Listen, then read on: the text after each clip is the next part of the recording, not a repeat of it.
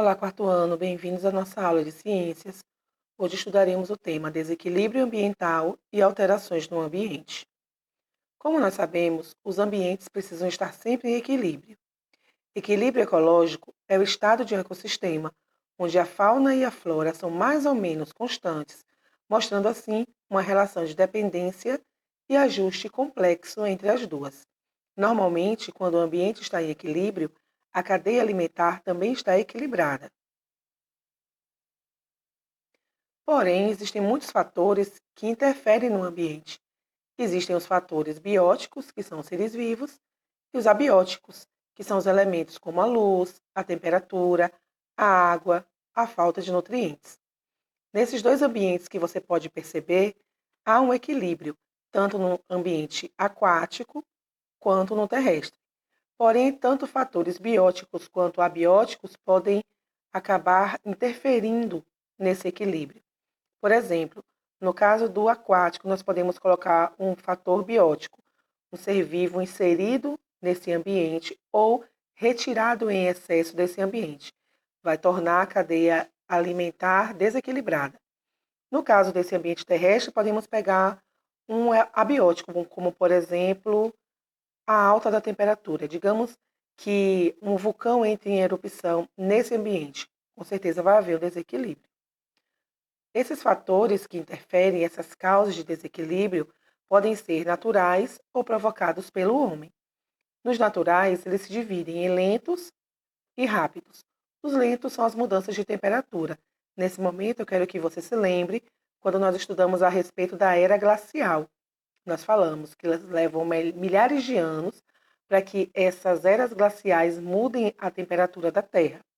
Nesses mais rápidos, nós podemos citar os terremotos, as enchentes, como eu coloquei na imagem, e a erupção vulcânica, que foi também um exemplo que eu dei um pouco antes.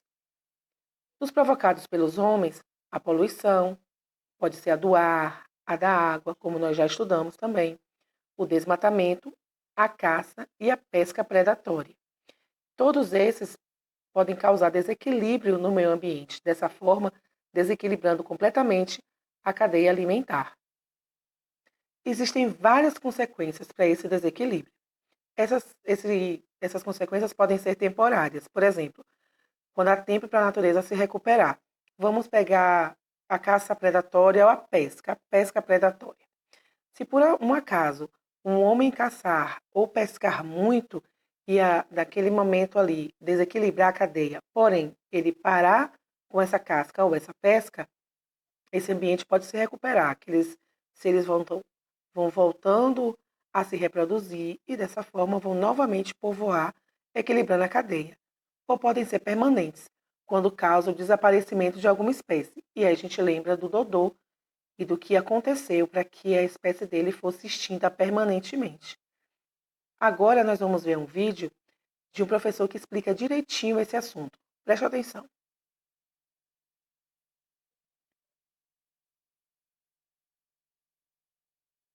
Começar esse nosso processo pedagógico falando sobre o javali. Embora muita gente pense que o javali seja uma espécie brasileira, ele não é não. Ele é uma espécie europeia. Foi trazido para cá para ser criado e depois ser morto para que a sua carne servisse de alimento para os seres humanos. Só que depois que ele foi trazido para o Brasil, o IBAMA proibiu a sua criação. E aí os criadores ficaram com aqueles animais, sem saber direito o que fazer, tiveram a incrível ideia de soltá-los na natureza. Só que na natureza brasileira, um animal que tem uma incrível taxa reprodutiva vem aumentando cada vez mais as suas populações, que estão causando grandes impactos tanto na flora quanto na fauna brasileira. O javali é um bicho bravo, e é um bicho bravo que pesa só 200 quilos. Então, ele leva vantagem na competição por alimento com espécies que são brasileiras, como é o caso dos catetos. Os catetos aqui, ó, brasileiro, com muito orgulho, com muito amor. De repente chega o javali e fala: ô cateto, agora quem manda aqui somos nós. Vaza, vai comer em outro lugar. E aí o que você tem é um declínio da população de catetos por conta desse aumento da população de javalis. Esses javalis também estão atacando várias plantações e também estão trazendo prejuízos para a agricultura. Como o javali é um animal europeu, não é um animal natural do Brasil, ele é chamado de espécie exótica. Por isso, anota aí. Espécies exóticas são organismos que se instalam em locais onde não são naturalmente encontradas. E geralmente com a nossa ajuda. O tema espécies exóticas, que também podem ser chamadas de espécies invasoras, frequentemente cai nas provas. Eu separei vários exemplos que são aqueles mais usados nessas provas. Vale salientar que as espécies exóticas causam um problema global, ou seja, não é só o Brasil que está com esse problema. O mundo todo, todos os países de alguma forma estão tendo problemas com essas espécies. Quando elas chegam num lugar novo, elas podem trazer consequências graves. É como se alguém chegasse do nada para morar na sua casa, mas não iria ajudar a pagar a conta, iria dormir na tua cama, iria comer a tua comida. Então, essa pessoa iria te causar problema.